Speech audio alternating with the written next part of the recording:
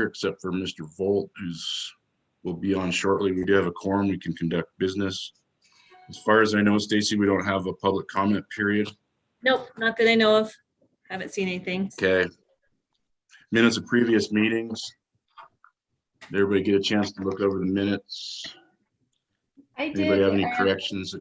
One correction, the bullet point about the Rural Energy for America grant needs to be moved up one item because it would not cover fiber backbone. It would only cover energy infrastructure. I would move to approve the minutes with that change and the clarification that the electric vehicle chargers, the 12 to 14 electric vehicle chargers, are at the Winter Park Resort, not the town. You got that, Michelle? You good? Okay, we got a motion. Can we get a second? We got a second from Dick. Any further discussion? All those in favor? Aye. Okay, motion carries.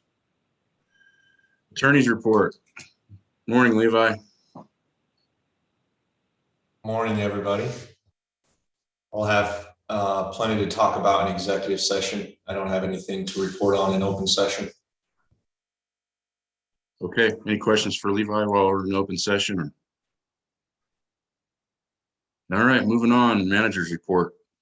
Okay, this is going to be abbreviated. We want to talk about 4 quick things. One is a COVID update. We currently have all of the same restrictions in place. The management team and I discussed the possibility of lessening some of the restrictions. However, we then over the last 3 weeks had 4 people that were in COVID protocols because of exposure. Luckily, the first 3 did not have COVID.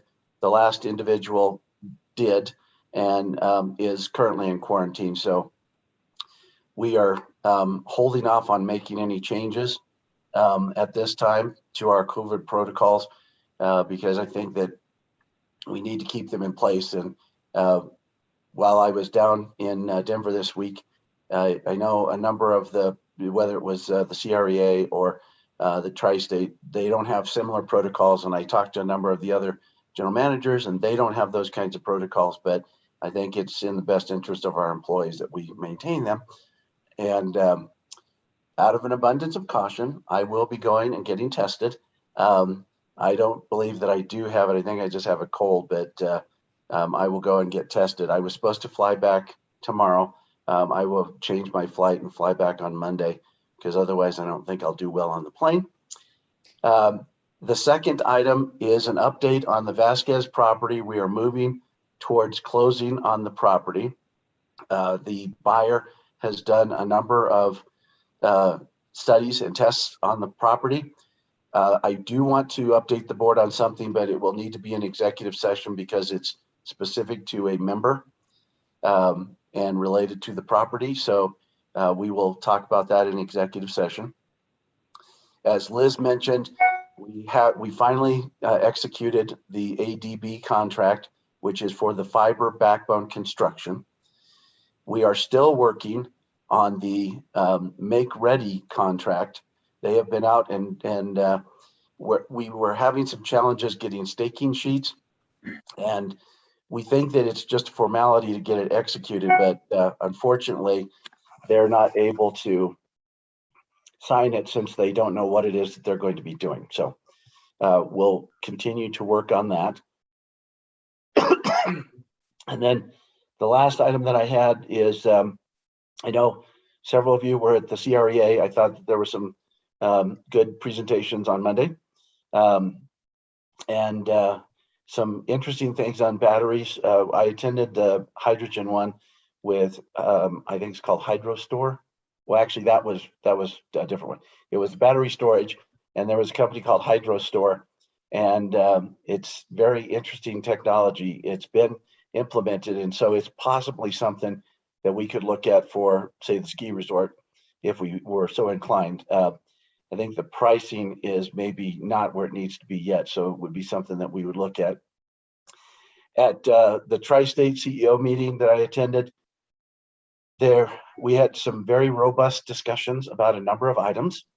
And the one I think that was the most robust was related to the FERC update that was provided by Dwayne and Kenrife. And the question was asked about the cost of that they have incurred to date. And the response that was given to the managers, and this was part of why it was so robust, was that Tri-State believes that the amount that they have spent to date is a part of their legal strategy, and therefore they would not disclose it. So if we want to talk about that any further, we will need to do that in executive session, because I can provide some additional information, but I don't want to do it in the public session.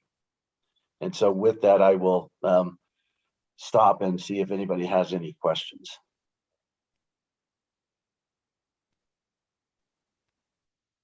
Hope you feel better, Mark. Yeah, So do I. get better, Mark. Okay, with that, then you have the safety report. And I don't, so I can't go through it, but you've got the safety report that Brian prepared. If there are any questions, Don and I will try and answer those questions. So.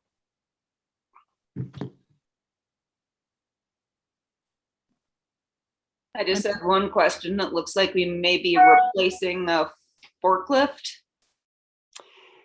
There was some damage done to the forklift by a third-party contractor. And Don can talk a little bit more about the specifics, but the bottom line is the person will never work for us again because he did not adhere to what I would say are general safety practices. And he caused the damage, and luckily it wasn't that bad and nobody was injured, but it could have been significantly worse. And so as a result, Don and I have talked about it, and that person won't be doing anything for us in the future. Yeah, that could have been catastrophic. Yes. But I think Kristen's going, in our capital budget in the next 5 or 10 years, when we look for forklifts, are we going to get an electric one? Is that where you were going with that? Tri-State does seem to be touting that as one of the beneficial uses, yes. Yeah. Well, and it is something that we will look at. The damage to the forklift itself didn't sustain much damage. It was the tank on the back, the part that could have exploded, that was in fact knocked off of the forklift. And so the repair costs are minimal, but as we look to acquire equipment in the warehouse in the future, we will look at electric. Move to accept it. Thanks, Liz. Got a motion by Liz and a second by Kristen. Any further discussion on the safety report? Okay, all those in favor? The motion carries. Thank you. Let's see, Mark, do you have anything else? I do not. We can move on to the action items, and I think Rob is the first up in the action items. Okay, Rob.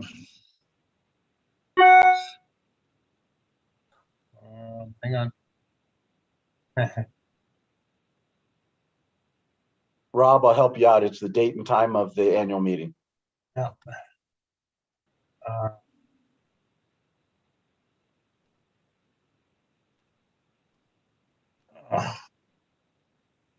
Liz, you're muted.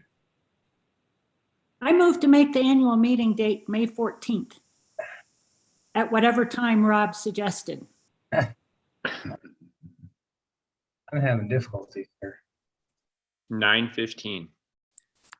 And we are planning to do it in Granby, if that is possible. Okay. Yes, can everybody hear me? Okay, success. Hey, Rob. I believe it's Saturday, I'm trying to get the agenda up, sorry. I was putting everything up on our website. Is it May 14th at 9:15 in Grand. 9:15? Yeah, it's in the board report. I'm trying to get the agenda up. So yes, that's correct. At 9:15 at the warehouse here in Granby. And so We just have to provide notice to our members 6 months in advance, time, date, and location of the annual meeting. And since this is the last board meeting before we are 6 months in advance of that date, that's why we're asking you to approve that date, time, and location today. So moved. Okay, we got a motion by Liz, a second by Mr. Zeef. Any further discussion? All those in favor? Okay, motion carries. Thanks, Rob. Budget. Stacy, is that you? Oh, It is, yep. executive session, Jeff, Yeah. is that on your agenda? I was gonna just go through it in detail in executive session. If that works for. Okay, perfect. C then, A3 Mountain Park Services. Like Levi made a few changes. Did everybody get a chance to review it?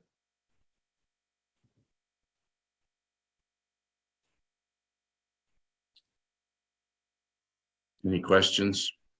Make a motion Go to ahead, Dick. approve, make a motion to approve the adjustments to policy number A3. Second. Got a motion by Dick and a second by Justin.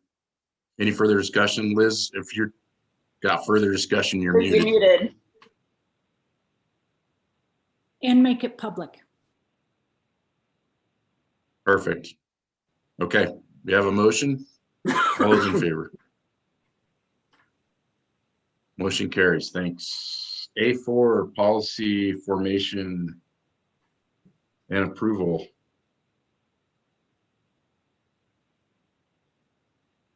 Any questions? Move to accept it. Second, Okay, we've got a motion and a second. Is this public? Oh, yes, it's public. Okay. Any further discussion? All those in favor? Motion carries. All right. Employee health benefits. That will be an executive as well, Jessica? I don't Yes. think it, because, that's right. We went over it last month, but I think we have some modifications to it that we need to discuss with the board. That's correct. Okay. And then we're down to the ADP fiber construction project contract. Will that be an executive as well? No, I don't think it needs to be. It is, Okay, it will be I believe, and Levi can check me on this, that it'll be a public comment, or a public document that if somebody wants to see it, they can. And it's just the amendment that we are approving.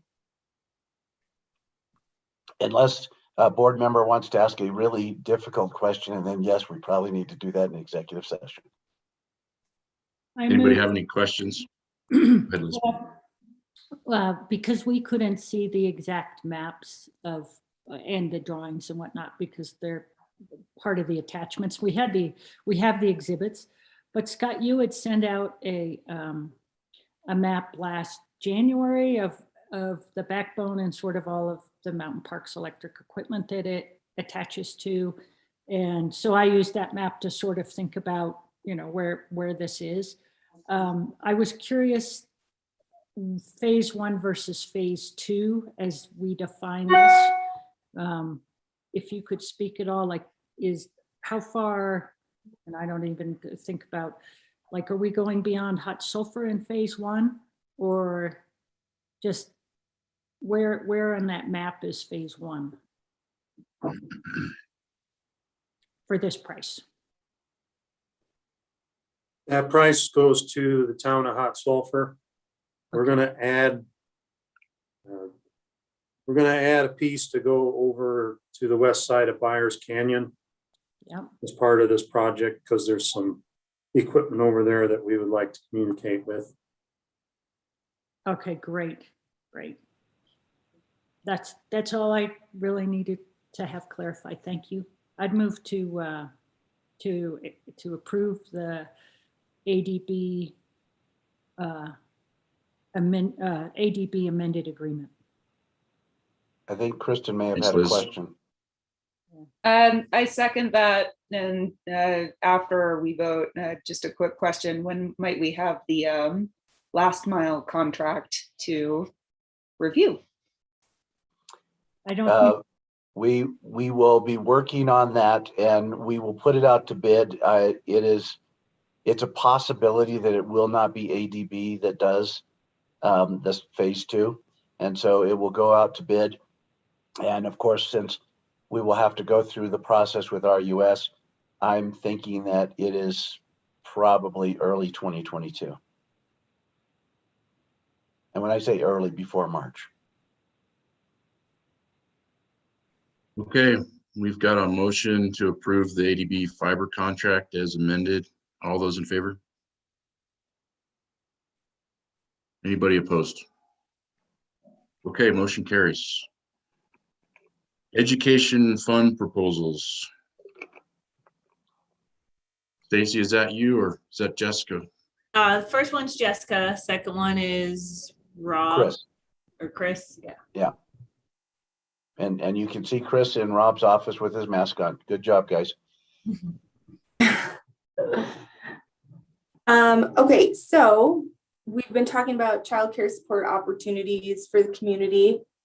I attended a webinar regarding that grant opportunity. And after attending the webinar, I spoke with Katie Hale, who's the executive director from Grand Beginnings, to see what her take was on how much time it would take to do something like this as the primary sponsor.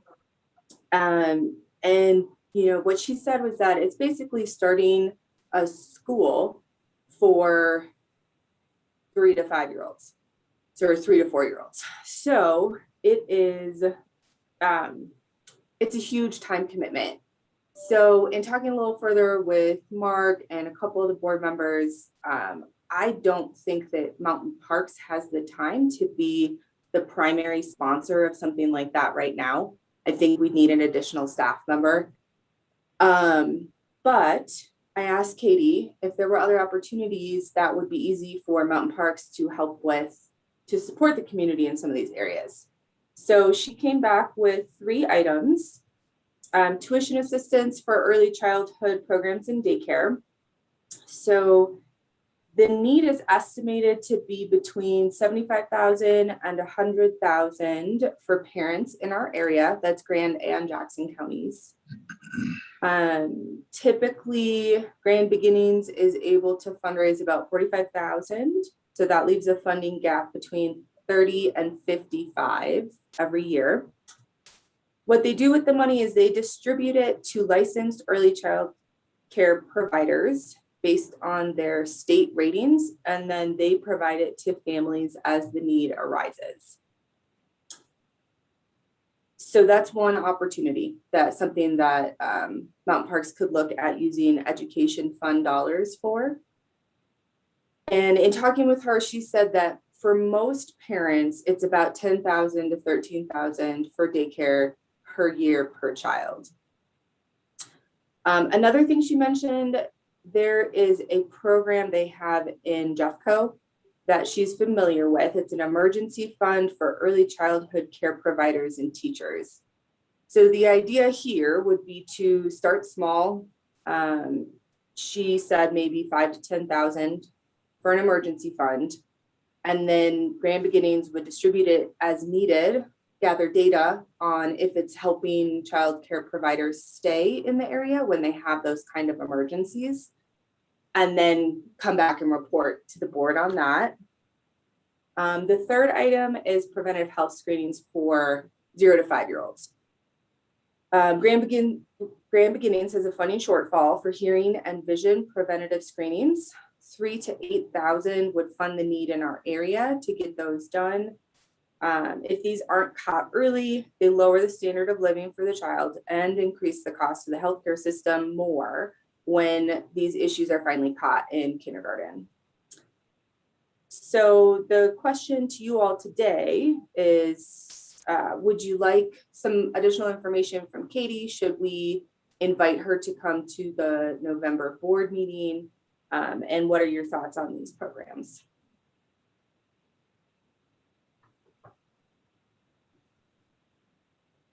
Justin? I agree that it's too much for Mountain Parks Electric to handle as the sponsor for the, as we talked about a few emails. I personally kind of like number 3 there. I see it as a need that is an ongoing need in the community, similar to the driver's ed program that this helps sponsor. But that was my initial thoughts when I looked at it a few days ago. Yeah, I understand what Jessica's saying. I mean, it would be a full-time and probably more endeavor. It would be a spin-off of Mountain Parks to run a childcare center, I think, get it up and going. While it would be a great benefit to our employees, I think it's more than we can take on. I looked at everything that she put down, and I actually think with right now, when we think of the educational trust or the community trust, we spend $35,000 a year on scholarships for people who are transitioning from high school to college. And yet we don't spend much money on the kids transitioning from 1 to 4 years old. And it's a huge need in our community. So I would actually support all 3 of these endeavors. I think it would make a big difference in our community. And I think that trying it for a year and then having Katie come back and report how many people were screened and how many emergencies there were and how many people got the tuition assistance would be really helpful. And then we could evaluate it if it looks like, and decide whether we want to do it for another year. But we made a commitment to scholarships, and I think we could make a commitment to early childhood education. Liz, you didn't mention. Go ahead, Carl. How are you defining community, Liz? The entire Mountain Park Service community, Carl, and Grand Beginnings does help support the childhood center up in Walden. Thank you. And I think that would be, we would need to make sure that the screening was offered up there. I'm assuming because they offer it, it is offered up there, but that's something we need to double check. Is this something we want to do from now on? I hate to see us hit a group of kids and for some reason not do this annually.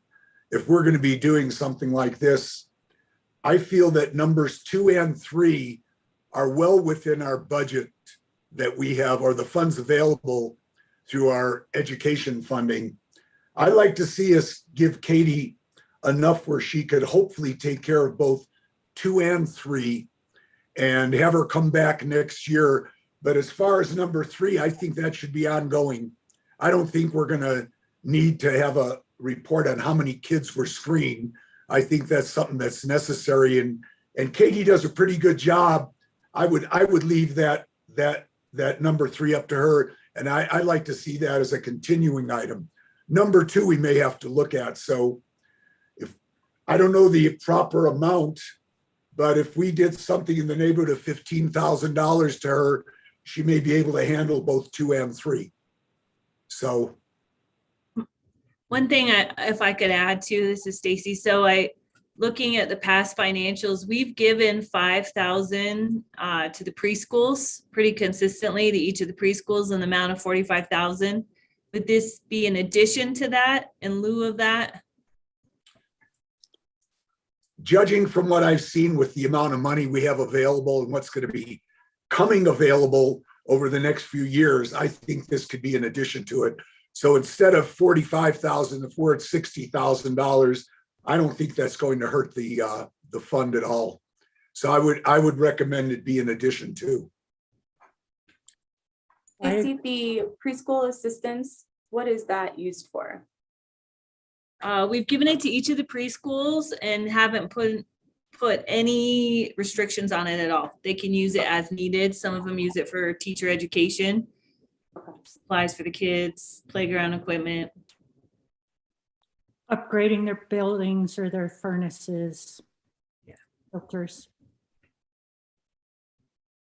Jessica, do you In number one, you mentioned there that funding gap. Do they anticipate they have somebody else that can help them as well? In talking with Katie, it sounds like there is not another partner that they have, and that, you know, a big part of what they do is the fundraising for the about 45,000 is what they get each year. But no, I don't think so. I don't think there's another partner there. Is that 45 our 45? Or is that in addition to the 45 we give? No, that's 45 that I think they raised from towns and organizations to try to fill that gap. They gave a presentation to the town of Fraser, and I think the town of Fraser kicked in some money. But she goes around and tries to make the hard sell that people should give this to the tuition assistance. Isn't that what ours does? Isn't that basically the thrust behind our donation to each of the different schools? Isn't that what it's for, is to help with tuition if they want? Well, I think, you know, if you listen to what it has been used for, I don't know, Justin knows more about, because his wife was on the board of a preschool. The funding issues are tight, and they may feel like they need to upgrade their furnace versus help some family with their child's tuition, and that child simply can't afford to go. So I don't know, you know, overall, they're not having to spend the money on the furnace, so that should reduce tuition a little bit. But if the cost per kid is around $10,000, $5,000 doesn't go that far, especially if you're trying to fix other things. So I would be in favor of a continuing funding, you know, ongoing funding for the screening, vision and hearing screenings. And so I would, as Dick said, let's, you know, $8,000 towards that, if that's what it takes on an annual basis. $7,500 towards an emergency fund, and then $20,000 towards that gap in their tuition assistance. And I think we're not shelling out money towards a school bus this year because that grant didn't come through. I don't know what Chris, I mean, maybe if people don't feel comfortable, if Chris is going to come in with a big ask for EVs, we want to hold off on this, on that 20,000. But to me, 20,000 would go, you know, makes a difference for people. So what's the time frame on this? It's ongoing. Okay. Katie said there's not really a deadline. Okay. Stacy, how much do we have going in this year to the fund? Do you know approximately? Right now I have 800 in the board packet that you have. The cash balance is 820,000. And we're going to be getting about 20,000 more this year in interest in our endowment fund. And we've got about 85,000-ish in additional expenditures between driver's ed, scholarship checks, Grand Enterprise Initiative for Grand County and Jackson County, and then the leadership camp, Washington, D.C., and Washington, D.C. trip and the leadership camp. And then I have a question mark if we were doing anything with Grand Enterprise Initiative. And then I have a question mark if we're doing stuff for the preschools again this year. So that leaves us in it. If we were to do all of this and we were to do the preschools and we were to do the $100,000 for the town of Winter Park that we talked about in September, possibly for electric vehicle, and if something else comes about with this East Grand bus or with what Chris is proposing, I still have about $470,000. Over and above the 700, right? The 700. That's permanent. The 700,000, that's permanent. Oh, the endowment fund. Yes. Yeah. So Yep. You'd still have 400 Yes. over and above Yes. that if we Yes. spend everything you just said. Correct. And I liked what Liz said as far as the extra 20. I think we can afford it. Will you go higher, Dick? Will you go higher? Yes, yes. 30. Wait, you know, when you look at what we've done, for education and for the kids going off to college and some of the things we've done, I can't think of a better way to spend this money that belongs to the community. Basically, these are people that have contributed, that lived in the community and now have either moved on or moved on. And I think we need to put it back in the community. I don't think we need to hoard it. And this here, and if any of you have had the pleasure of working with some of these daycare providers, you realize what they go through. I mean, our family is well beyond that right now, but I think it's worthwhile expenditure. And I would like to make sure that these funds do reach Jackson County. And I'd like to make sure that we talk to Katie about that we cover our whole area, because every area has this need. So yeah, I'll go along. If you want to raise that up, Liz, I'm in favor of it. Otherwise, as you presented it, I think it's adequate.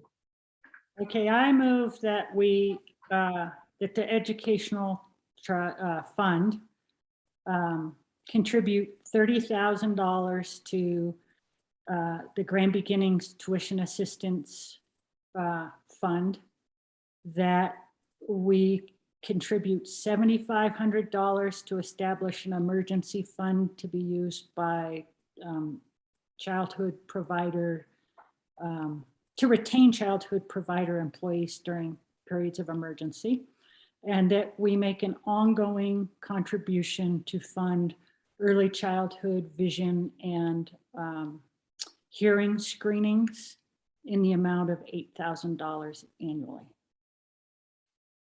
I'll second that. Okay, we got a motion by Liz, a second by Dick. Any further discussion on that? Yeah, I have a question, Jeff. Go ahead, Carl. Liz, you mentioned number 3 is annual ongoing, but you didn't mention 1 and 2. Is the 1 and 2 a one-time contribution?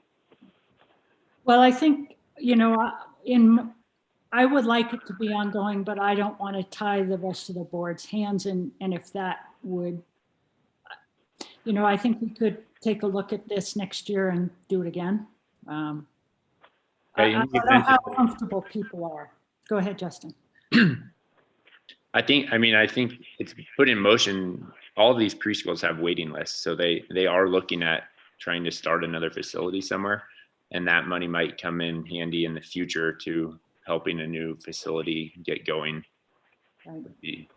So I like Liz's motion as it was. So Any other did I hear discussion? it right? It's 30,000 for tuition, 7,500 for emergency fund, 8,000 preventative health screening, a total of 45,500. Okay, That's correct. thanks. Okay, all those in favor? Anybody opposed? All right, great. Motion carries. EV fleet grant. Chris? Hi, board. So, you know, we've been doing a lot of public outreach with our local ride and drive events, and it got us thinking at the staff level about fleet opportunities. And as far as I know, in our service territory, the only fleet electric vehicles we have are our Tesla and the West Grand School District electric bus. And so, you know, I think a lot of that is because just the cost difference. There's interest, but the electric versions are still more expensive. And especially for our municipalities, our special districts like EMS, fire, school districts, it can be really difficult to take advantage of the tax credit. So it's a pretty big barrier. And you know, there's kind of this quote going around that no fleet manager ever got fired because they bought another Ford Explorer. And so, you know, it is a little bit of a, you know, right now for those fleets to purchase EVs, it's a bit of a leap of faith. So we wanted to see and get some direction from the board if there's interest in crafting a grant that could help essentially cover the cost difference between electric vehicle and then comparable gas version. And so just through some research, there's kind of different ways we can go about this and different amounts of involvement that we can have. We could probably, from the most complex, would be Mountain Parks leading a group buy of vehicles, as well as contributing to the cost difference. And I've reached out to the Northern Colorado Clean Cities group. They worked on our EV ride and drives, and they have a lot of connections with these dealerships, so they'd be able to offer some help in that regard. That'd probably be the most complex option. Second from that would be just a grant that would cover the incremental cost. So you would have electric vehicle, then we'd find a comparable gas vehicle, and then the grant would cover that difference. And then probably the least complex would be just a flat grant, maybe $15,000 to $20,000, and just, you just award that, and then the municipality or school district or whoever may be, purchases a vehicle on the road. I think the goal is just to normalize this. We see with these ride and drives, when you get these people behind the wheel, it's a normal car. And with these fleet managers, in these vehicles out in the community daily, it just normalizes it. We have the charging data from the West Grand School District electric bus. The thing, it's like clockwork. It charges overnight, comes in, it charges midday. It's, just a great application. And for a lot of these fleet vehicles that just sort of drive around the county all day, it's another great application. So we didn't want to get too into the weeds on, exact details, but just wanted to see if there was interest from the board. And then we can come back at a later meeting with, more details and some proposals for you guys. And if I could add just a little bit to that, putting yourself in the shoes of the schools and municipalities and people that are looking at budgets. And admittedly, electric vehicles, the upfront purchase price is usually 2 to 3 times the cost of its gas equivalent. And that gives them some hesitation. There is some relief for, just regular residential people buying a car when they have access to those tax credits. Well, in many cases, these municipalities don't have access. So they're just looking at these sticker prices. And, it's hard for them to go ahead and say, we're going to commit to buying the more expensive vehicle. So what this would do is remove one of those hesitations and obstacles. And I think as we have this discussion, it is always, always, always a good idea to remember, that first of all, we heard today this week at the Innovations Conference, the guy that manages and works on fleet vehicles talking about how they're just better vehicles. And our experience with West Grand is, though they started with some hesitation toward the electric bus, they actually prefer, in some cases, driving that to its diesel equivalent. We expect as our municipalities and schools electrify more, that will be the case as well. And of course, we'll be selling them electricity for the life of that vehicle. So those are good things to think about as we consider how we might help our municipalities and schools adopt electric vehicles that we think will really help them out a lot. And so today we're not asking for a specific dollar amount. What we'd like to do is just see if we could, if there's interest from the board in considering using some of the education fund dollars, since we have quite a bit of those dollars toward this purpose. And so if you were to say yes, please come back with a proposal. That would be our plan, is to return to you with a proposal to do this. Chris mentioned some options that we're thinking about, but I think we would plan to give you a specific proposal if you have interest in us exploring that at the staff level for you. Rob, Kristen. Chris, what about mountain parks? What's our plan for EVs? I don't, Don or Mark might know more of that than I do. I really don't know. We are looking at light duty vehicles, potentially even a Ford F-150 if they ever become available for purchase.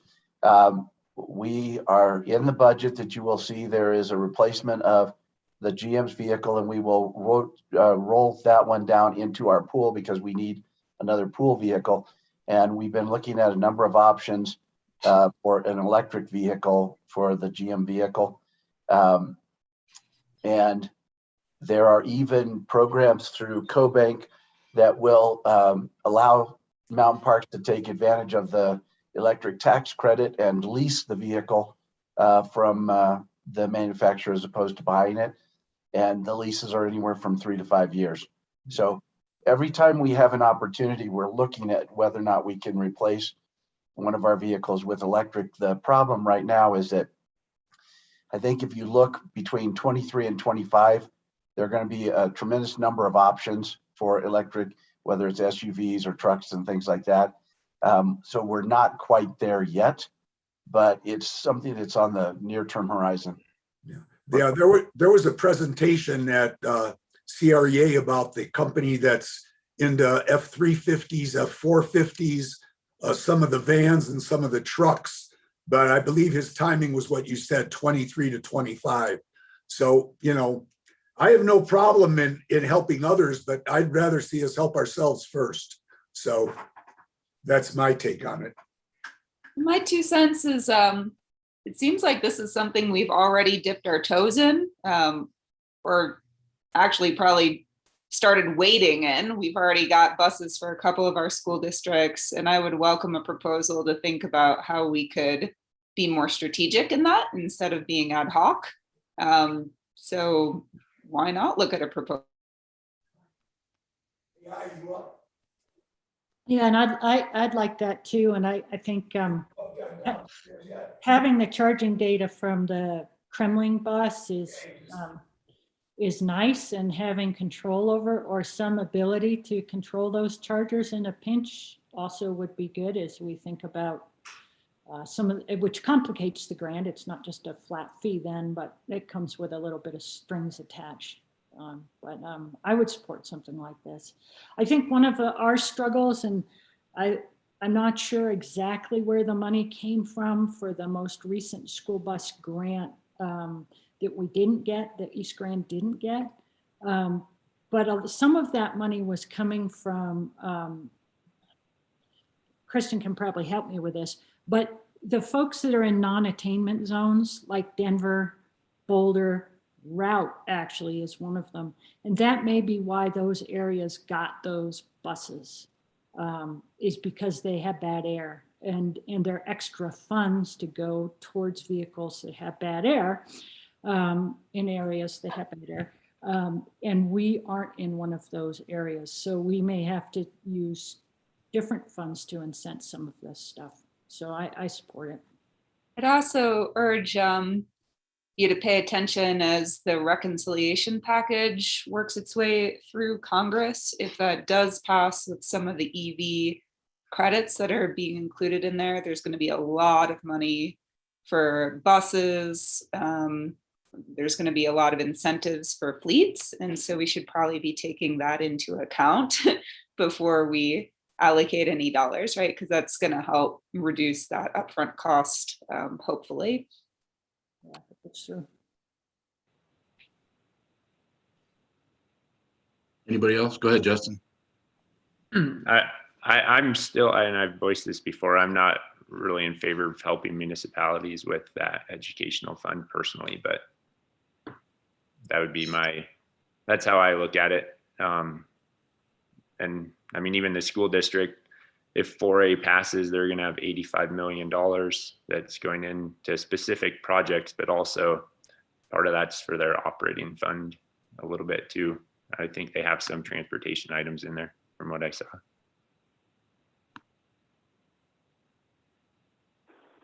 You definitely have some opportunity to go. Go ahead, Carl. I echoed Justin's concerns, but I'm certainly willing to listen to a proposal. All right, thanks, Carl. Anybody else? It looks like you can move forward with that, Chris. Thank you.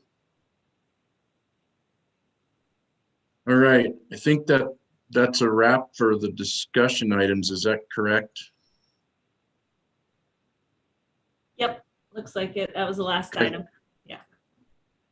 So let's go to engineering, Scott. Okay, you guys have my report. Does anybody have any questions? Thank you for including more context with your work orders. It's really helpful. Thank you. You're welcome. Justin, A quick question. I saw the 125 on there and I also saw that in the budget. Is it my understanding that the FEMA portion is more than the actual cost to do that? The underground or the overhead to underground rebuild up there? I don't know that we know exactly what the FEMA reimbursement is going to be. So I can't answer what it is. Don's been doing a lot of work with FEMA. So Don might be able to give a better idea of what we might expect from FEMA. Justin, as we work through the mitigation process with FEMA, it's a little bit different than the recovery process. So we give them a quote or an estimate on engineering for both the overhead and the underground, and they take it back for review and they do their own calculations and they'll come back with what they're going to actually provide to us for doing the mitigation efforts. We've actually worked with the Forest Service, and the Forest Service is pretty clear on stating that we won't go back on that hillside. So it's going to go underground, and that has helped with a lot of the FEMA efforts. And Dawn, correct me if I'm wrong, when I listened to the CREA meeting, it sounded like there are two different FEMA funds that were, one is to cover the damage and rebuild, and the other is the state pushing on FEMA for the mitigation funds, which is to make our system more resilient and harden it. And Right. that's really what we're hoping. We're getting those funds to make that line up 125 so that it's resilient. Actually, Liz, I'm gonna say there's three funds. So, So okay. there's the recovery fund on the burn scar, that we're working on hard. There's the mitigation fund on the burn scar also that we're working on hard. And then there's the mitigation fund that FEMA's working with CREA that we're putting together for areas like Walden, areas that are out of the burn scar, the actual place that we're burned, to be able to do some of this pole wrap, trip saver work, more of the system hardening efforts.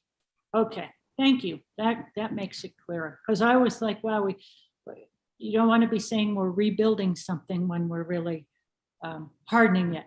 If it's out Exactly. the burn area. Exactly. yeah, rebuild's the wrong word, right? That's what I heard. Yeah, that's Yes. what- Don, Scott, how far up is the current contractor that's working up there? How far are they going? So they're doing what we call the taps. And so that's all the way up to, I don't know if you know where our sectionalizer is around that first curve when you really, well, it's really where the cliffs start, so after Gotcha. the valley, that's what they're finishing up. And they've got about 85 poles. That'll be a completed project that we'll be able to put into FEMA. Perfect. Might some of those hardening dollars, if we ever get them, be able to help with undergrounding line and other fire For prone sure. areas? For sure. I mean, that's one of the biggest parts of it. And FEMA really, their eyes, get big when you talk undergrounding, because that's probably the ultimate hardening activity.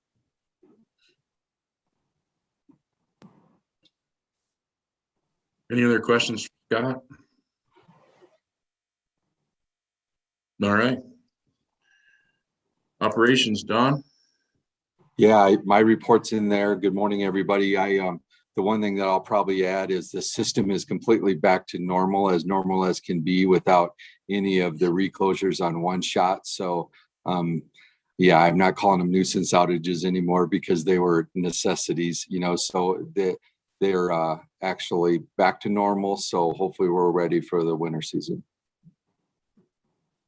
I had a question. In the first line of your report, you say there's 79 outages in September causing, and then animals and birds caused 10 of them, but then in parentheses, it says 69%. What does the 69% refer to? So 69% of the customers affected. Okay. So of the consumers of the 2242. So the animals and the birds cause the biggest outages, if that's better said. Okay, all right, that's helpful. And then I noticed that the meters affected is often more meters than we have in our system. So are some of those repeat offenders or repeat? So that's actually, you're right. They're repeat, and that's year to date. So that would be, total year to date of 27. So some folks have seen 2 to 3 outages. You can think of a couple that you had at your place this last spring. So you'd be included in there 2 or 3 times. Is there any way to, are there any meters that have been not affected at all? They've had perfect sure. service. Yeah, there are. So there's places, in Kremling, there's places in Walden that, haven't seen an outage at all.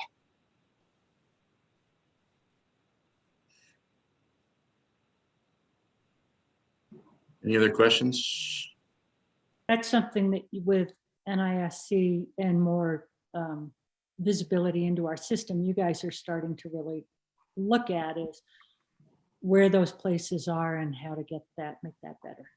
Sounds like. Yeah, that's a big part of our reliability team. And that's awesome having that data to be able to just, so Scott and I can sit down with the group and actually analyze the data. And I know Gabe being back on board is a huge plus for our whole employees to be able to help us further analyze that data. So we're spending our money, wisely and rebuilding in the right spots.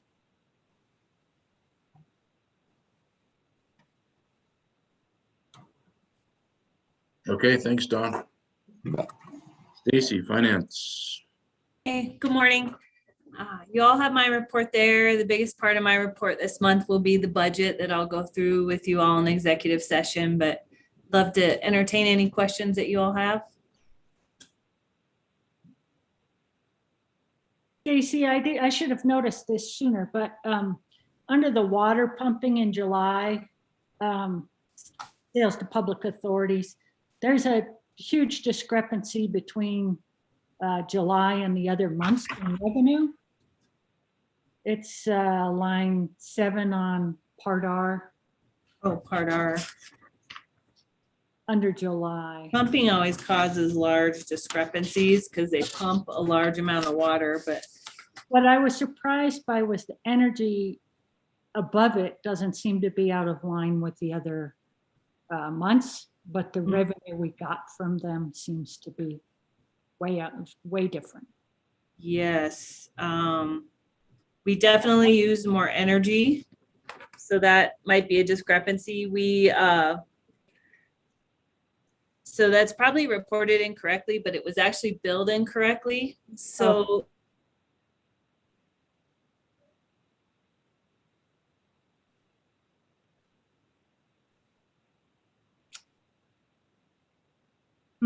She's frozen.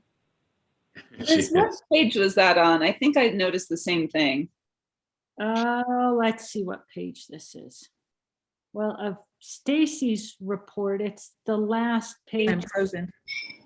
Yeah, it's the last page of the RUS form. So. Can you hear me? Am I back? Yeah.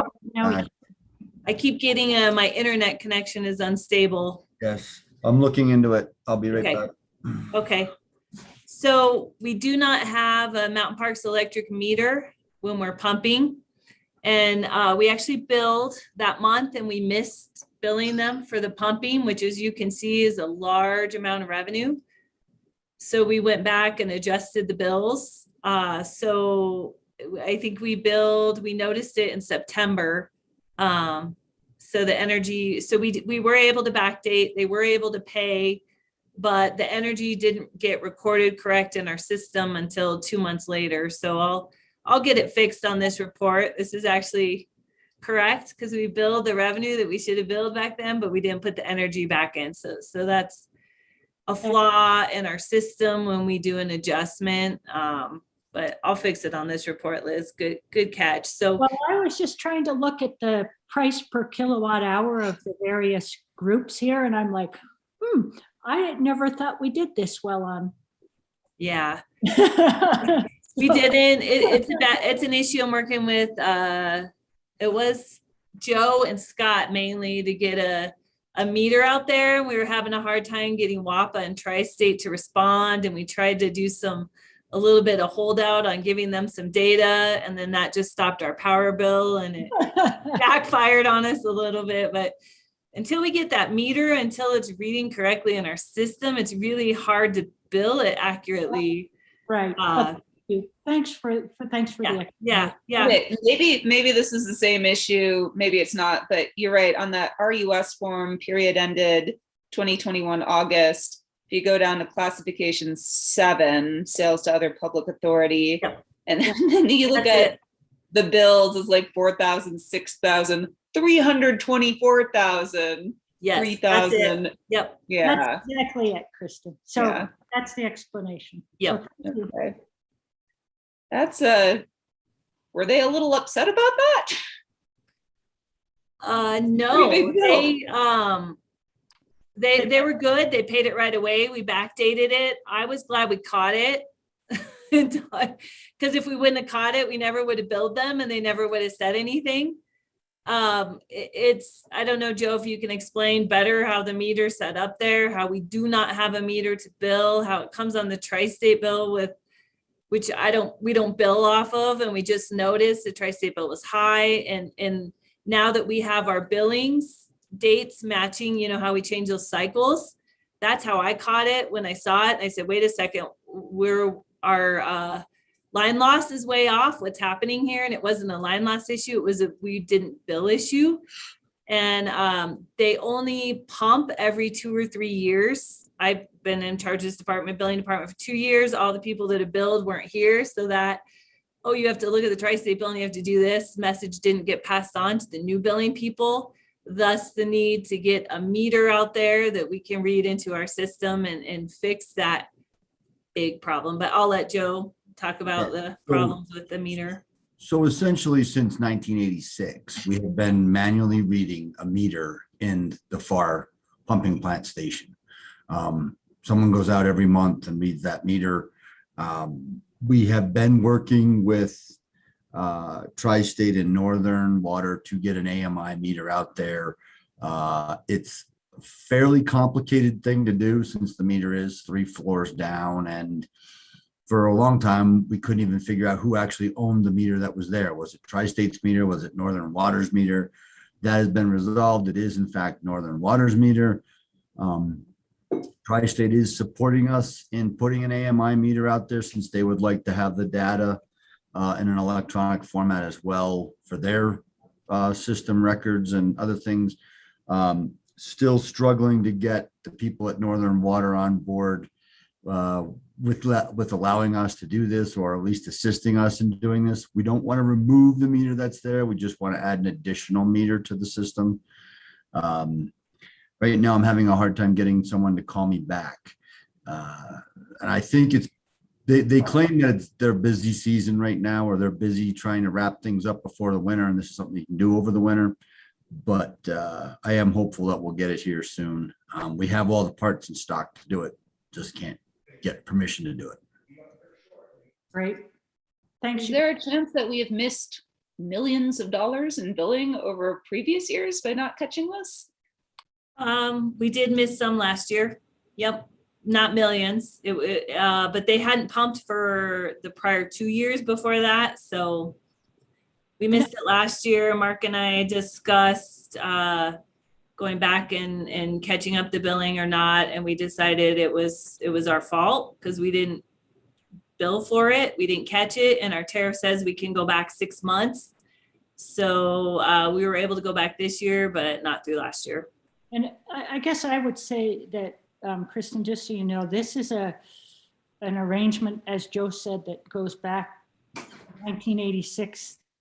I think they have their own contract, or they had their own rate. It was this negotiated. Hey, folks, maybe we should continue this discussion in executive session.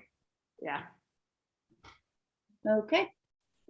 I do have one request though on the financials. There several months ago, Joe and Stacy, you guys with about 6 months worth of AMI data we're able to allocate the peak by customer class.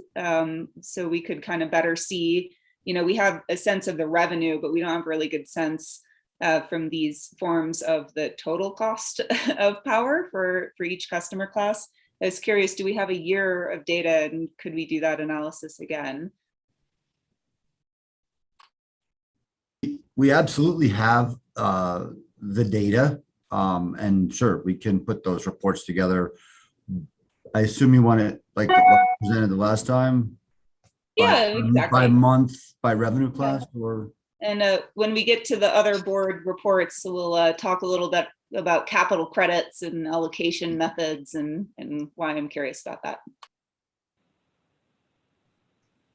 One thing I have in the budget as well, Kristen, is a cost of service study too.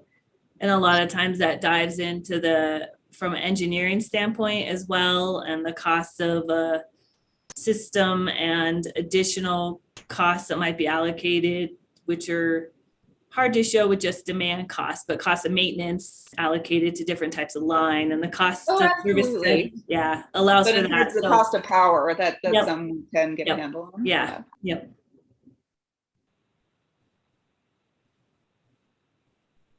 All right, any other questions for Stacy? Okay, thanks, Stacy. Joe? So you have my written report. If there's any questions on that, I'll answer those. I have a quick question on your multi-factor authentication. Yes. Who has administrative access? Currently, there are 3 IT people that have administrative access. We all have 2 accounts. We have our normal account that we do our day-to-day work on, and then we have a second account that has administrative privileges. Okay, excellent. So that's administrative access is really limited. Yes. Yes. Perfect, thank you. It's proved to be a challenge with this multi-factor. One of us actually dropped our phone on the way into work and could not log in for the day. Challenge. Joe, I wound up getting some answers to some of your questions for NISC, and I'll forward that to you later today. Great, thank you. And also congratulations on the HIPAA scan. It's closer to 0. So I mean, yeah, I'm not sure that 0 is a realistic goal, but it's going in the right direction. It is. And the interesting part was we were surprised when we got the first scan, but we were also doing a lot of work in our firewall during that time period. So we think that it was actually the work we were doing that lowered our score the first time, which is why we asked for the repeat scan. And it came back with much more with what we expected it to be. So. And will you do it annually, do you think, or? We're probably, well, it kind of depends on what happens from a HIPAA standpoint. It depends on what happens with the health insurance and some other things, but we try to do it actually more frequently. We try to do it about every 4 months or so. I'd like to do it 3 times a year. But that's, yeah, we were pretty happy with the results.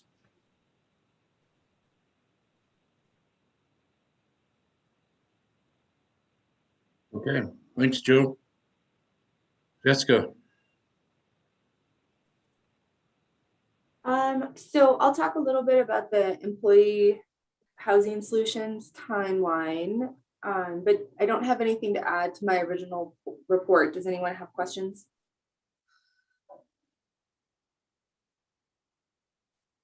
You asked some questions in your report. When do you want those answered from the board?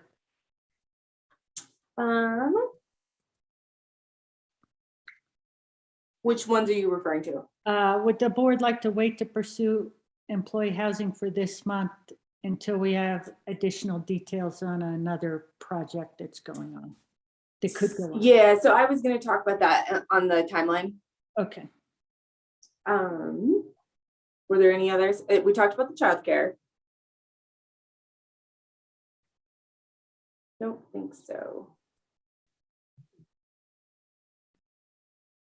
Anybody else questions? Okay, well, if you think of one, speak up. On the employee housing timeline, so I haven't been able to touch base again on the potential opportunities we're talking about in Granby for some community and employee housing. Scott and Stacy are planning on attending those meetings with me, but nothing has come to date. So we're going to keep pursuing that. We did have the hot sulfur lots that have been in my report for a while. The builder involved with that did reach out. And so our realtor is going to help set something up, maybe a little more detail about that. So I guess the question, and most of this has come about this week. So the question to the board maybe is premature. I don't know that we have enough information to know which kind of employee housing we want to pursue at this time. Obviously, Mark talked about the Winter Park property, and it's not yet sold as well. So the funding is not yet there. So I guess that's kind of where we're at right now. If anyone has any questions or concerns about that. Jessica, the hot sulfur lots, are Yes. you have a builder already picked out, or is that going to go out to bid? So the opportunity would be for us to work with a builder that has already designed, I believe it's 2 duplexes. And what we had talked about here was that, Mountain Parks may be interested in 1 duplex, so 2 units. So those details we still need to kind of work out, but the builder has already, my understanding, submitted plans and gotten them approved by the county.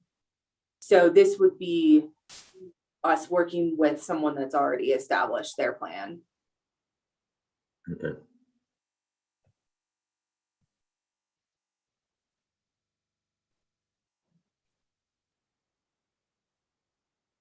Well, I think that's all for me Okay. for now. Rob, you're up. Good morning, everyone. Hey, I would just like to start out, you were having your discussion earlier about the education fund, and as you were talking, the thought occurred to me, and something you probably already know, but it's always probably good to hear. I'm out there at some of our public events hearing probably more of it than you are, but whether it's our pink hard hat fundraiser that we did at the grocery store last Saturday, or last night I was at the scholarship fair at West Grand High School, or even some of the things that you do to help the local preschools and our EV test drive events, I consistently hear from our members how appreciative they are that Mountain Parks reaches out in these ways to its members. And it's surprising to so many of them that a utility does this, which gives me, just a wonderful opportunity to talk about our not-for-profit business model and how we're community focused and oriented. And it's a message that is just always a good one to share. And I want you to know it's really appreciated. So in my board report, you had asked last month for the capacity factors on our solar arrays. I hope you saw I included them. So those are year-to-date numbers through the end of September. And I will continue to include that in my board report. Is that what you were asking for specifically, just so I make sure I'm giving you what you want? Yes, no, maybe so. Super, Yes. super helpful, Rob. Thank you. Okay. Yeah. All right. And that Walden array is really broken out. Doing well. Yeah, that tri-state should be looking at an array right up next door, shouldn't they, Carl? Yeah. Well, I'll remind everyone, we are coming into the end of the year, so I expect those numbers are going to come down. And yeah, so, but it'll be interesting to see at year end what they are. I'm very interested in seeing that. So I don't have any additional comments to add on the Town of Walden floating solar array. I don't know their story, if they've had any obstacles throughout the year that affected their generation up there. But anyway, we're able to give that number as well. Any questions for me on my board report or anything at all? How did the campaign at at City Market go with a pink hard hat. I was out of town, so Yeah, it was excellent. We had, there was 4 Mountain Parks representatives there. There were 3 Mountain Family Center representatives. We were there for 2 hours. And Mountain Family Center says, without giving numbers, they expected the donations to be 40% less than they were in the 2 hours. So it was very effective. And one kind of a neat, unexpected thing was I probably saw 4 people come through there. Some of them contributed that were at our EV test drive event. So that's kind of neat when they walk through and they recognize you and stop and visit a little bit and help out what you're doing. But I think the community overall, many of them were very appreciative that we were doing something to help people. Of course, so many of us have had people in our lives affected by cancer. And so they would share some of those stories with us as well. And I don't know, Mark was there. I don't know if he feels like adding anything to it. Jeff stopped by. We saw Tom Cyphers too, and Judy. And so it was kind of neat. Busy day. Joe was there. Joe stopped in. We had another employee stop in and contributed twice. So a good event. Helen's very pleased with it. Yeah, I would just say that we had a significant participation from the people that went by. There were some that, and you could tell because the Mountain Family Center people say, you always seem to get money from them when they walk by. And it's like, well, if they're looking at the ground or they won't make eye contact, don't even ask them because they are not good. And I did tell Rob that, you just got, if you can get them to stop, then you have a chance to for them to give money. So. Yeah, we didn't hit anybody in the shins or anything to make them stop. It was totally voluntary. Okay, that's all I have. Thank you. Rob, do you care to comment on the blockchain class that you took at Scary A? Yeah.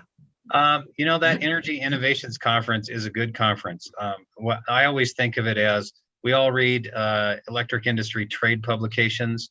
And so a lot of the topics that you'll hear at one of these conferences is familiar, but the difference is you get the people speaking that are sort of on the front lines and involved in the technology, and they elaborate on the talking points that you read in the print publications.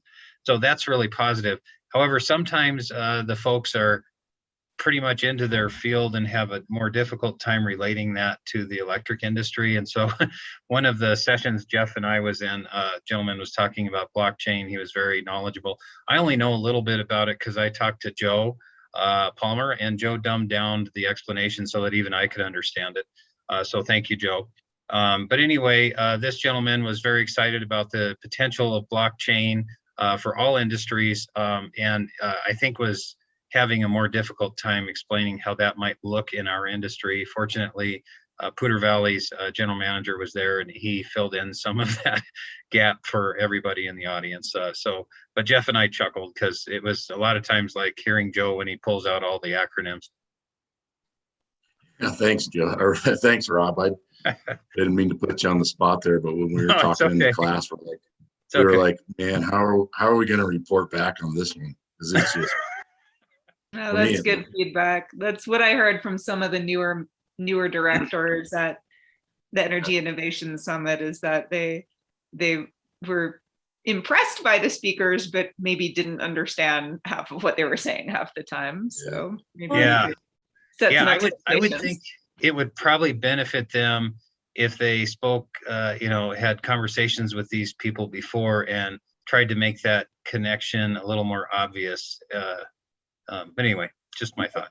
It's a tough, that was covered in the CREA meeting. It's a tough thing when you're trying to get the people who are doing whatever the work is to come speak publicly. And a lot of them are scientists or IT people. And public speaking and engagement is not necessarily their passion or what they do. And so I think it's a hard balance to have a legitimate conference and bring new ideas and also please the audience, Right, absolutely. The Texas power outage last February was very interesting. They brought in a speaker I don't know how many of you saw that one, but he was working with co-op down there in Texas and explained that it was a 70 hour event. And there was a point in time where they were paying at the wholesale price $9 a kilowatt hour. And one utility was going to need to charge their members $10 a month, I think it was, for 10 years to recover the costs. So I heard 30 years. did you hear 30? Was it 30? There's Well, at least one utility that is like, Yeah. for the next 30 years, they're going to be paying $10 a month for the gas bill. Yeah. Yeah. Right. Yeah. Anyway, that was a very interesting replay of what happened as they experienced it and went through that. This all brings up, I know that we need to move along because we have a lot of things on our agenda. And especially if Mark isn't feeling well, but it does bring up, like, I attended it. I know I attended virtually. How do we share this at some point? What the takeaways were? And I don't think today's the day to do it, but.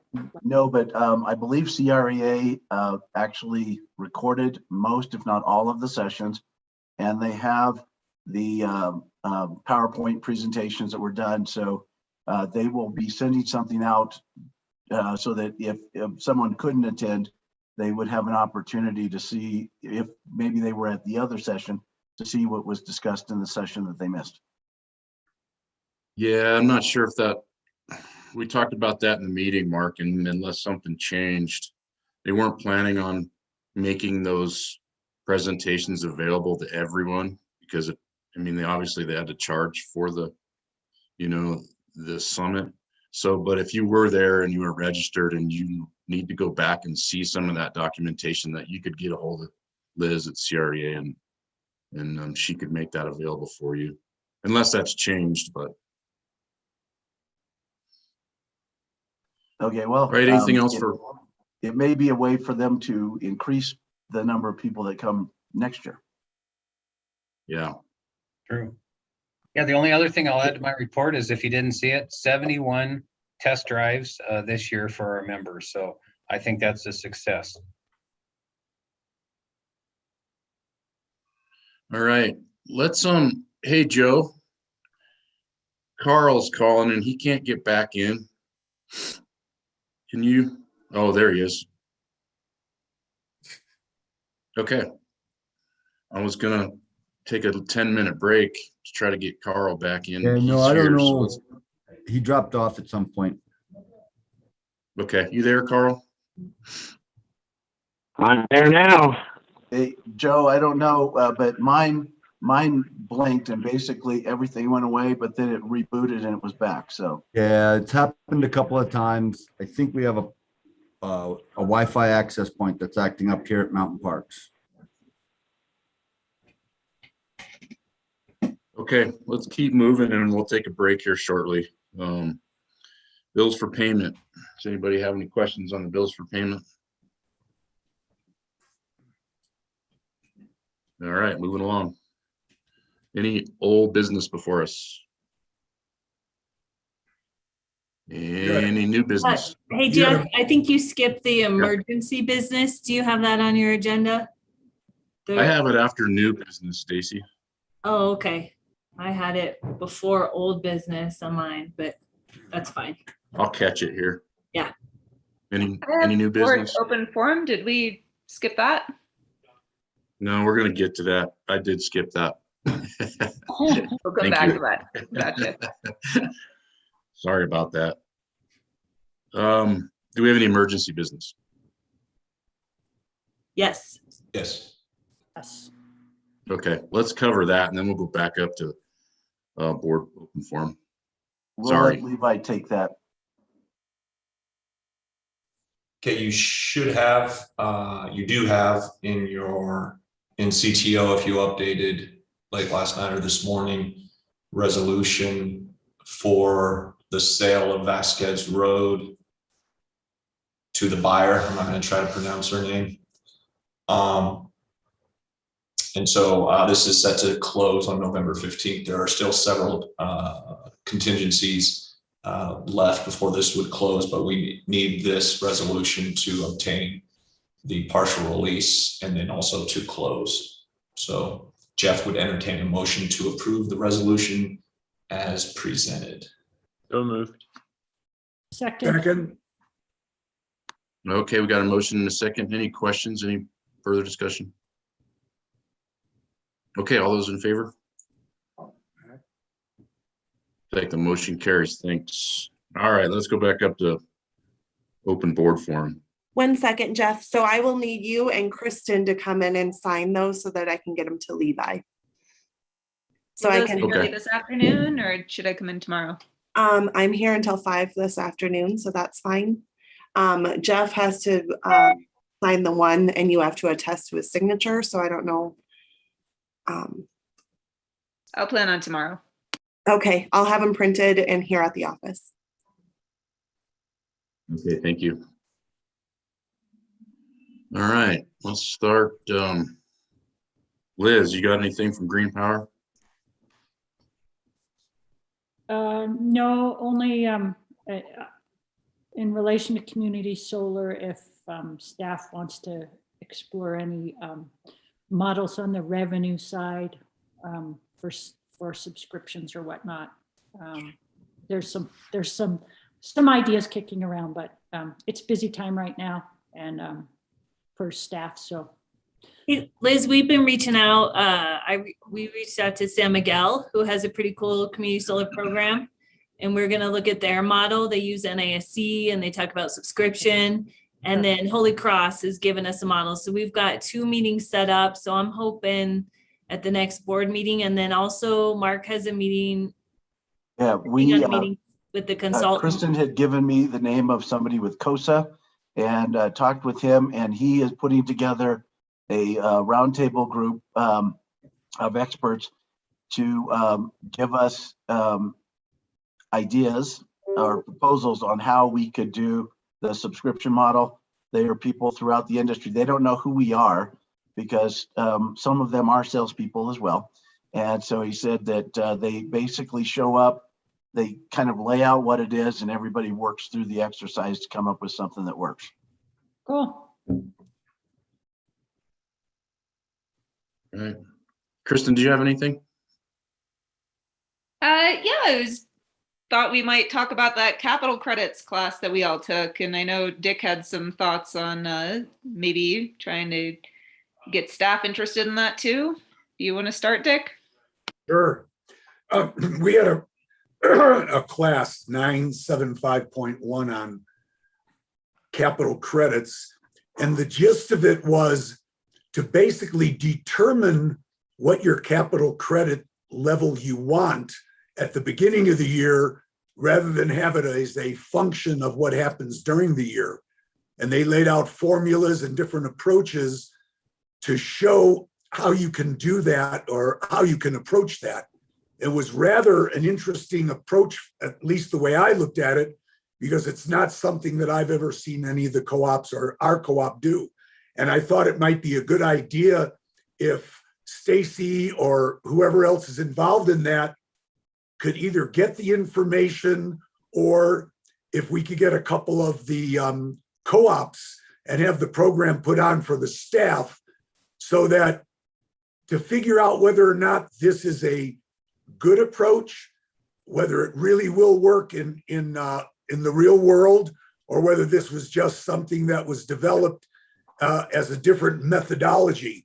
And I don't know, because I really don't know how we approach determining our capital credits. I think it's just a function of how our year works. And this class was one of trying to determine what level you wanted at. And it was also a level of your equity percentage. So it was rather interesting. It was different. And I didn't know whether or not Stacy, whether you or any of the other people might be interested in either getting the information or having a presentation made at, like get together with Yampa and us and have this gentleman put it on. So that was the gist of it. I don't want to get into the weeds on how they do it. I'd have to pull out all my notes, and with all the drawing boards and everything, it's a little difficult to follow, if you're not really prepared to put on the program. So I didn't know whether that would be something that staff would be interested in.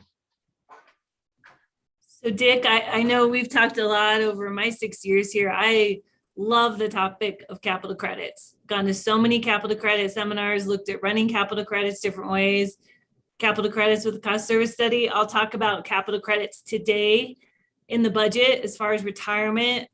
We look at different ways to allocate them, myself and my staff. I talk to other co-ops. I am very interested in, any presentations and happy to explore further all our thoughts on allocation, my thoughts over the years with looking at different allocation methods. I review it numerous times a year because there's many different times that we allocate capital credits, we retire them. Definitely our policies here are really specific. So when I'm talking to other co-ops on how they do capital credits, which actually just had a meeting on Wednesday with all the CFOs, and the topic was capital credits, and we all realized that we all have capital credits, but we all do it and retire in such different ways. I'd love to share all that with you as well, but I'd be interested. I think it'd be really beneficial for the board and staff to set aside some time at a future meeting just to discuss capital credits. Like, I know I have so many questions after this class. Like, I don't know how we allocate. I don't know really our schedule for retiring and how that compares with what some of the other co-ops are doing. I'd love to set aside a little bit of time and talk about capital credits. I did have one immediate question though, coming out of this class, and that was on the topic of how we allocate. Which of the 4 generally approved methods does Mountain Parks use? We allocate based on kilowatt hour usage. Interesting. And so you mentioned like the cost of service option. Yep. I'd love to talk a little bit about that after our next cost of service study. Yeah, we've looked at different ways. I mean, the basis of the allocation is fair and equitable. So it's a very fair way to allocate. And when I first started looking, I'm like, well, wait, what if, certain classes, are contributing more to the margin or not? But again, our rate schedule is also based on fair and equitable rate schedule, that no one class is contributing more to our margin being a not-for-profit than another class. So based on that thought process, it's a fair way to allocate. Now, based on Mountain Parks Electric, and as we get into meter data management data and our unique situation with really large trophy homes, and not as much industrial large power as other co-ops have, what contributes to the demand, what contributes to our overhead and maintenance, how is a lot of that allocated? And that's where the cost of service study really helps us. And I can talk more about that in executive session, and then looking forward to getting another one just on the rate structure and pricing and prior cost of service study recommendations and looking at different rate classes. But overall, fair and equitable way to allocate, one that board could get behind, staff could get behind, is based on kilowatt hours. How we're doing it now. Stacey, I have the material from the class. If you're interested, I can get it to you. Yeah, sure. That'd be great. I'm very interested. Take a look at it, and then maybe we can, in the coming months when we get some time to, just chat about it for a little bit. Yeah, I'd be happy to do a presentation on how I allocate, the thought behind it, get feedback from the board, and then how we retire, our inactive capital credit retirement program, the retirement schedule that we have in our bylaws, how many years we're looking at based on our equity too, like Dick had said, and how we want to retire and where our equity percentage is. So I could do that as well to complement what you all learned there. That's cool. Yeah, perfect. This was a different class than the one we took several years ago, or different presenter, it sounds like. Because you and I were in a capital, or Dick, I think the 3 of us were in a capital credit. I think I was doing it with you too, Liz. Yeah, it was. Anything else, Kristen? Sorry, my computer froze up there. The other question that arose was looking at the 85-15 rule, and if we get like a big chunk of money from FEMA, yep, how do we handle that? It goes to the 15%. So we're evaluating that. I go through that every year with our auditors. And then as well, when we do the tax return, so twice a year really, and look at what contributes to the 15%, because over the years, some of the rules changes. So things that we have as income each year that go to the 15%, like we do like land leases and some little things that are considered non-operating income. And then I look at how much money is in that, 15%. So we have about, let's say $4 million. How much of that are we using each year? How will the FEMA money stream in? And that definitely affects it. And a bigger thing that affects it as well is when we discount capital credits and that permanent equity that goes into that calculation. So I'm happy to go through with you our numbers. I have a spreadsheet. I just look at it every year after the audit. And we always have a lot of room. Now, keeping in mind FEMA, that's a good question because that'll decrease it. But, yeah. Jeff, this is All right, Carl. I Justin. just have a comment. Go ahead, Carl. I agree with Dick and Kristen. I was at the class also, and so was Jeff, but a lot of questions were raised that we had no answers to, for sure. But if we have this presentation in the future, I would prefer it be in person and not at a virtual meeting. Okay. Agreed. Okay, sure. All right. Carl, you got anything while you're there?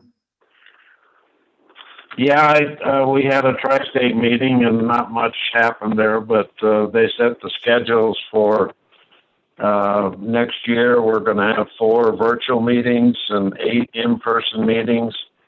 The virtual meetings save, they estimate, about $100,000 per meeting in expenses. Dwayne reported on the microgrid ribbon cutting for the Red Feather Lakes area. I asked for a presentation from Poudre Valley, and I guess Tri-State is partnering in this endeavor in some fashion, and I don't know quite how, but if anybody's interested in the December meeting, Jeff is going to give a presentation on what exactly they did up there and what Tri-State's support was. So with our issue over on the Laramie River, I think it would be interesting for the board members to tune into it if they so desire. And one other thing too, and that came out at the CRA meeting, is that XL started a committee. Alice Jackson reported on that briefly to look into starting a new RTO. She's not really happy with Southwest Power Pool and not completely happy with Cal ISO. So she's looking to take lessons from both of them and possibly starting a new RTO. Dwayne's feelings about that is that to do that, to start an RTO, would take about a 10-year time frame, and it would not do anything to help us to meet the 2030 mandates that we're under now. So a lot of discussion about that, but XL asked Black Hills Energy, Pacific Corp, Arizona Public Power, Flat River Power Authority, and I'm probably not going to list them all, but she left Tri-State out of the discussion, and nobody knows really why, since if it's going to be a West-wide discussion, then we ought to be included. So that's about all I have. Perhaps she left us out because she knew that we'd call it out as a stall tactic. Have more in Say that executive again. session. Okay. One thing, Jeff, that I forgot to mention is that one of the presentations that they did to the CEOs was the difference between the formulary rate and a fixed rate. And Tim Rabun, the Tri-State Board Chair, indicated that he was planning to set up a committee to provide advice to the board based on everybody's feelings as to which of those might work. And the thing is it's not just a formulary rate is not just a particular rate. You can have 20 different formulary rates that do the same thing. He indicated within the next 60 to 90 days that he would be reaching out to all the co-ops and ask for 2 names to be presented. He would like to have a mix of general managers as well as board members on the committee, and that hopefully, somebody that has the time to commit to it, but also has some knowledge about rate structures. So just wanted to let you know about that. Okay. When is that going to happen, Mark? 60 to 90 days.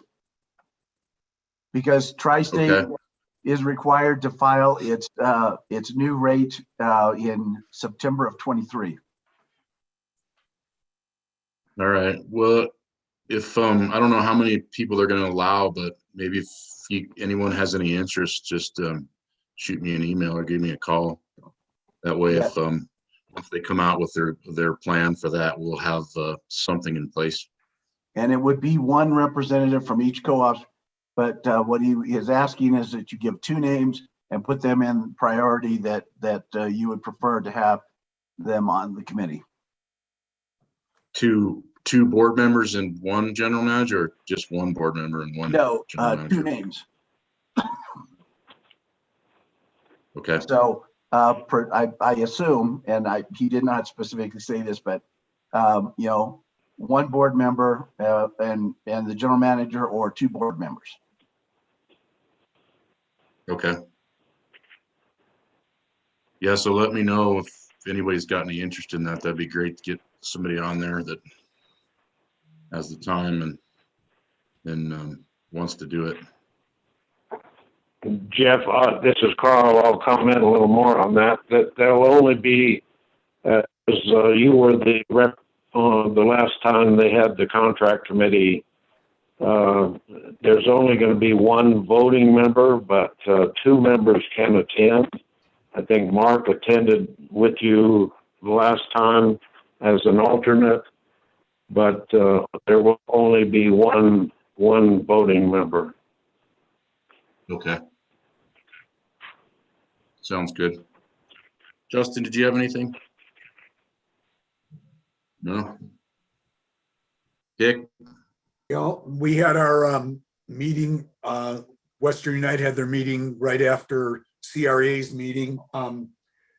They are right now, the 3-month worth of sales, their fiscal year, they're 130% of where they were budgeted. Their margins are 300%. And I'm on the budget committee, and with Dan Daly as the head, we're going to look seriously at the budget. It appears that we need to do a lot of work with respect to the margins that are being created, and we're sort of pushing for the idea of lowering prices rather than having margins, so that the current purchasers take advantage of the amount of money that the company's making, rather than waiting 5 or 6 years to get the money back when it comes back as patronage. Their St. George, Utah new site, they broke ground on it.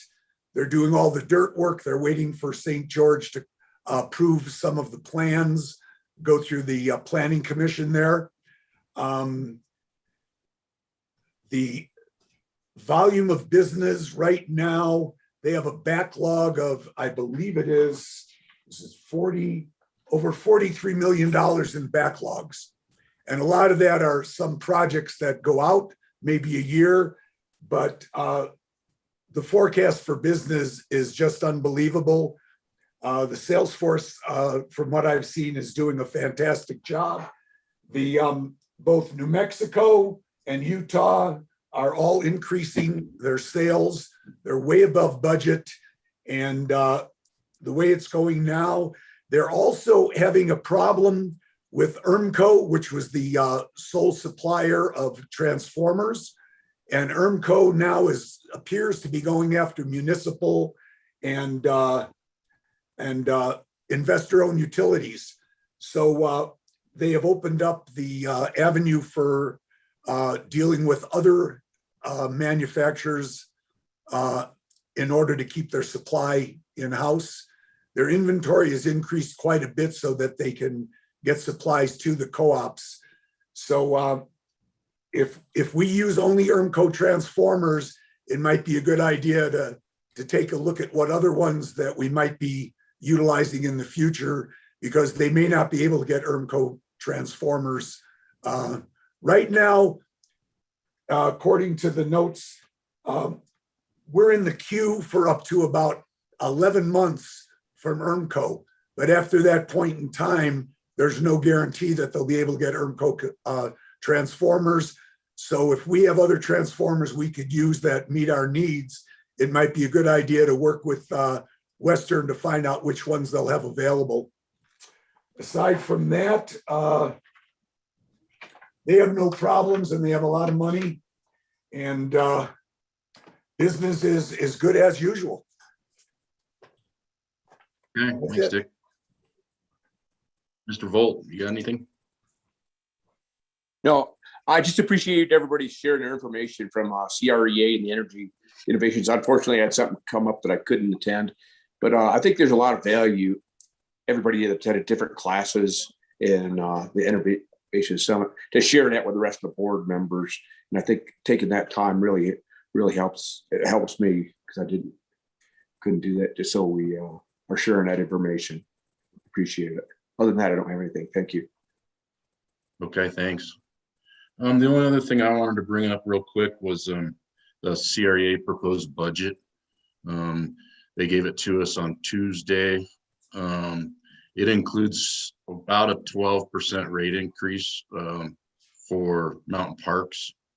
And looking at it, if I'm reading it right, and Stacy, you might correct me, but it looks like the Colorado Country Life is like 3/4 of that 12%. And that's due to postage. So I know that you and Mark were looking at possibly ways to mitigate that. Yeah, Rob, Mark, and I are getting some more clarification from Mona just to how those fees are calculated, and looking at getting more people to paperless and making sure that options out there, and possibly putting people on paperless in different situations, looking at multiple people. So we're looking at ways to cut that. I did increase the budget just a little bit, as I'll go through with you, because I knew this was coming, this increase. So we can talk about that when we get to the budget. But yeah, postage dollars change the way CCL is going to be there. Instead of, I guess, doing an average of all postage amongst all members, they're specifically charging certain co-ops their actual postage. And if you have a lot of members receiving these publications outside of Colorado, outside of the US, you're going to be charged more. And we're one of those co-ops that will be charged more. So we're working on different ways to not take this big increase and try and keep it closer to what we've been paying the last year. And I did have the opportunity at CREA conference to talk with Mona, and I had sent her an email and asked her if she could provide us basically with a price sheet, what everything cost, are there tiers? And she said that she would be getting that to us in the next week or so. Okay, perfect. So what they did is, just for clarification, CREA's method now for the magazine is they totally pulled out the postage because it was socialized across the board to all the co-ops. But some co-ops and we're the top two, have a lot of postage costs. And probably, well, I might be wrong, but the biggest reason they say is that it's because a lot of our magazines are mailed out of state. So, I think the magazine's really important. I enjoy it. I like getting a copy of it. So I'd hate to see it go away, but I think if we can maybe clean some of that postage issue somehow, that would be great. So. Just on the magazine, I want to say, Mark and Rob, the last general manager's column I thought was absolutely fantastic. So thank you for that. Which one was that? Because I lose track because we have to write them in Carpe advance. Diem one. The what? The Carpe Diem one. Oh, yes. Yeah. That's all Rob. All right. I won't take credit. I work with Mark. Mark and I work together on those. Thank you. I will say that I appreciate the support for the magazine. That's another thing I hear consistently. We do know some people don't read it. We know about that. But we do know from surveys that most people still prefer that means of communication over anything else we do. And when I'm out at fairs or EV test drive events, or even last night at the scholarship fair, I have people, their eyes like light, oh, that magazine, and I read it all the time. And so there's still a lot of people out there among the membership that connect to that magazine and get their Mountain Parks news and their energy information news from that source. Since we have All right. so many locals that get their mail at PO boxes, I wonder if there's some way that we can negotiate the postage on that, because that's really not the same level of effort as delivering something to someone's home. And I know that for junk mail, there are reduced rates to just put something in people's boxes. Kristen, I may have this wrong, but I heard that if you even have something to the local PO box, it goes down to Denver and comes back to the post office. I wonder if we can like deliver them or something to the local PO boxes if it saves enough. Just trying to think out of the box there. And then the other thing, I think, I know a lot of people really appreciate having the physical magazine, but there have also been many times that I go into the post office during that time of the month when the magazines are delivered, and I see the recycle bins just totally full of Colorado country life. And that's a waste of paper. That's a waste of resources. If there's a way that we can get those people onto electronic delivery, that'd be great. And that is one of the things that we're going to work on. And one of the things coming from the credit union world, we ordered a lot of checks, obviously. Well, our members ordered a lot of checks, and they had a program where they would drop ship. So they would package all of the checks for a particular zip code and then drop ship them directly to the post office, and then the post office sorted them out into the people there. So that's possibly an opportunity for us to look at if CREA or whoever prints it, because I know it's not actually them that prints it, could do something like that to drop ship them. Nice. All right, Stacy, do we have a need for a services meeting? No, I didn't have anything. Mm-mm. Okay, let's do this. So it looks like next up is our executive session. We got a lot of items in the executive session to cover. It's going to take us some time. So thinking maybe we should move into executive session now.